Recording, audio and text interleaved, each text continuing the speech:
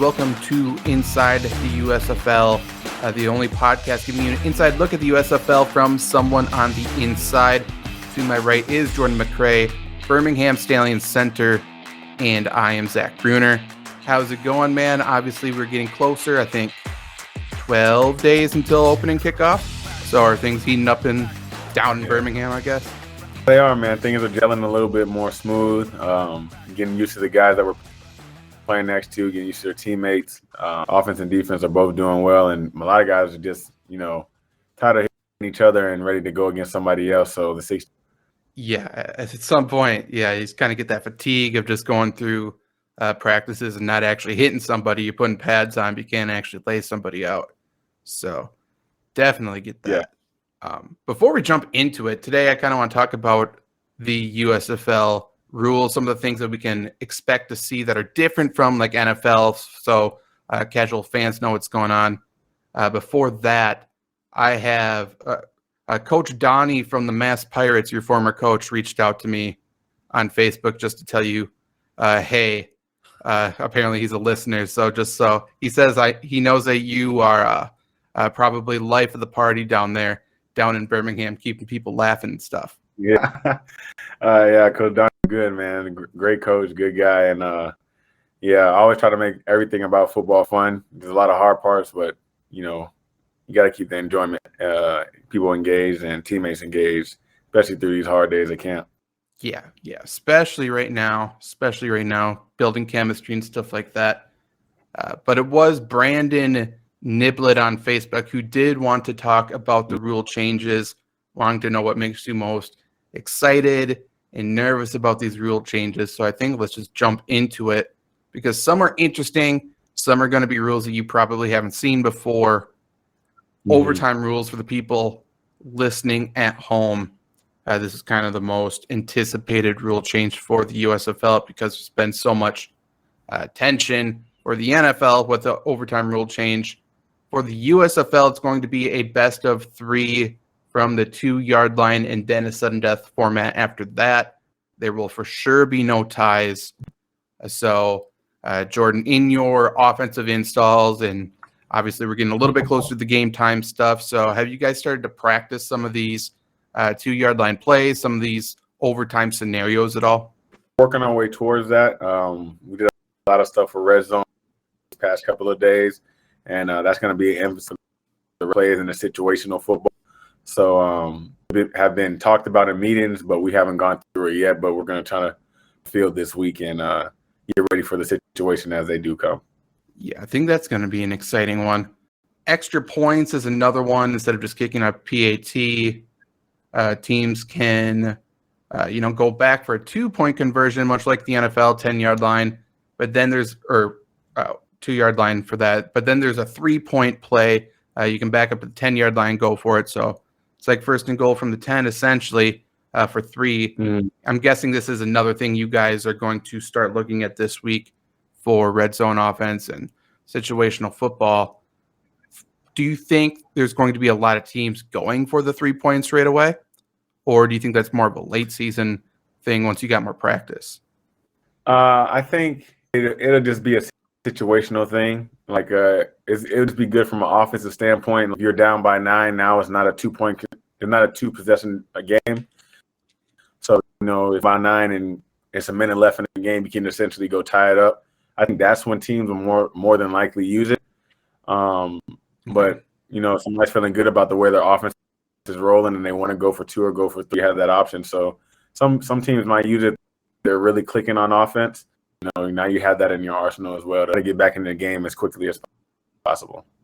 It's massive just to think like, okay, in 18-point games, 2 possession now.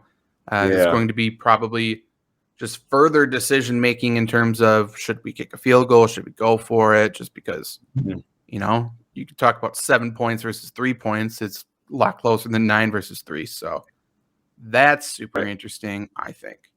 Punt team. Are you going to be on punt team at all, do you think, or no? No. Okay. I doubt running down on punts. Okay.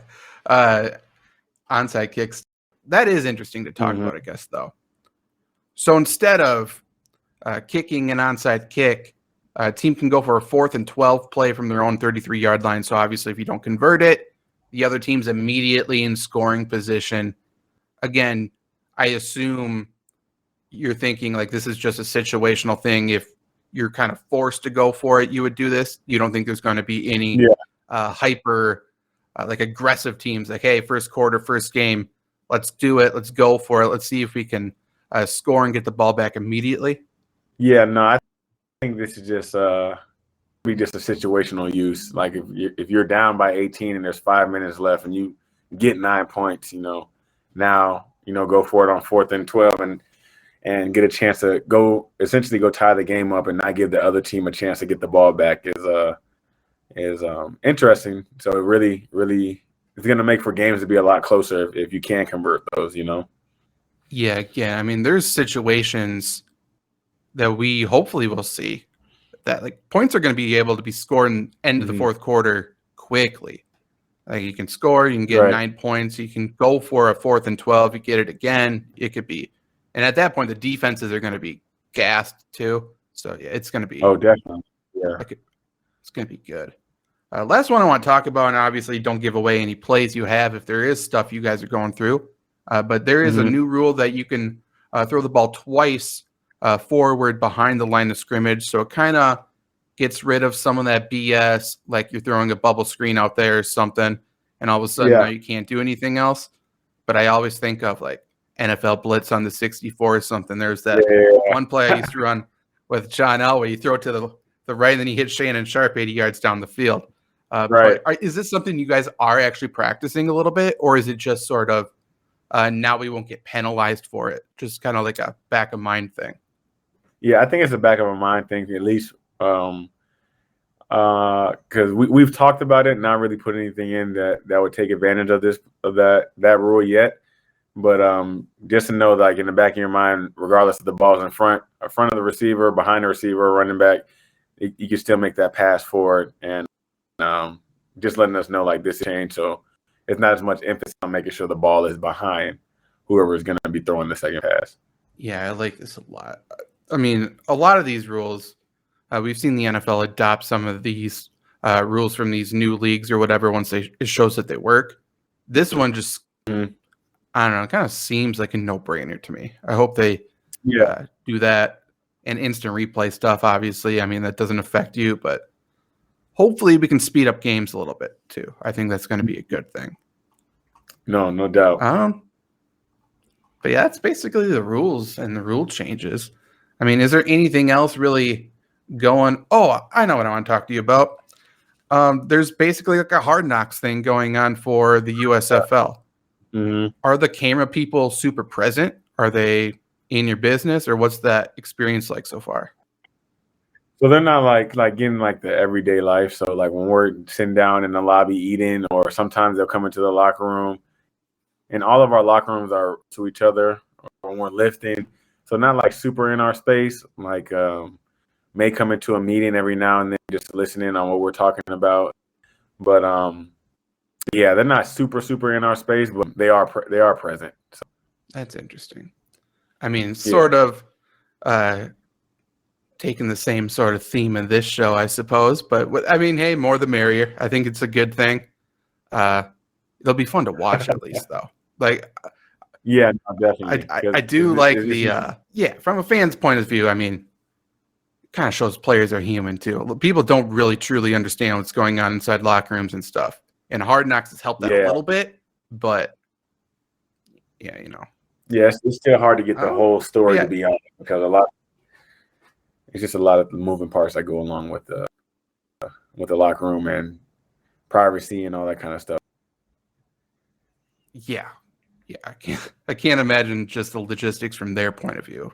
I'm just trying to do all that bullshit. But yeah, anything else you want to talk about that's going on inside that USFL bubble down in Birmingham? But things have been going like pretty smooth for every team. I know a lot of guys from other teams, and we see each other every day. So guys it's not like we're not playing against each other. It's pretty cordial, talking about their practices, what they have going on. There's been joint practices going on as well, and everyone is going to be going against a different team on Thursday. Like I know that we're going to be having a couple Pittsburgh on Thursday, and I'm not sure if this will be a scrimmage or like a joint practice, go through some of the logistics, like a overtime scenario or a situational football. But we know that we'll be going against somebody new then, and it'll be good to go against a different color and different team and all that kind of stuff. So, and some guys did it yesterday. Some guys are going to be doing Thursday. Like I know New Orleans and Houston had a joint practice where they did some situational football stuff, like 2-minute drills and stuff yesterday. And I guess everybody's going to be doing it and trying to get like at least like a mock run of how a game will be with the new rules and all that kind of stuff. So it's been good working well together and put in a good product. Yeah, I mean, especially with completely new rules, different types of rules that a lot of people haven't experienced before. Getting to go through a game-like scenario is definitely going to be good. Has there been any interaction or any presence, I guess, from commentators that are going to be commentating games down there? Obviously, like pre-game interviews. Have they started any of that type of stuff? Do you know? Not to my, they might have, and I've not been the one of the people that have got interviewed. But to my knowledge, I haven't heard anything. We did have Mike Pereira come from an officiating standpoint, like one of the first couple of days of camp. But I think, to my knowledge, no, it hasn't happened yet. Okay, I was wondering this week, just like who's going to be commentating games. I heard Gus Johnson probably, but otherwise, it's kind of a mystery so far. I think for at least for fans right now. So hopefully we get more news on that this week. Next week, obviously, is going to be game week, essentially for you already. So we can go through what a game week's going to be like. A lot of new things next week. But I'm Zach Brunner with Jordan McCray. This was Inside the USFL. Subscribe if you're on YouTube. Follow us if you're listening somewhere else. But we will be back next week for game week against the New Jersey Generals, right? Yep, the Generals. Game Saturday. Super excited. Appreciate you having me on, Zach.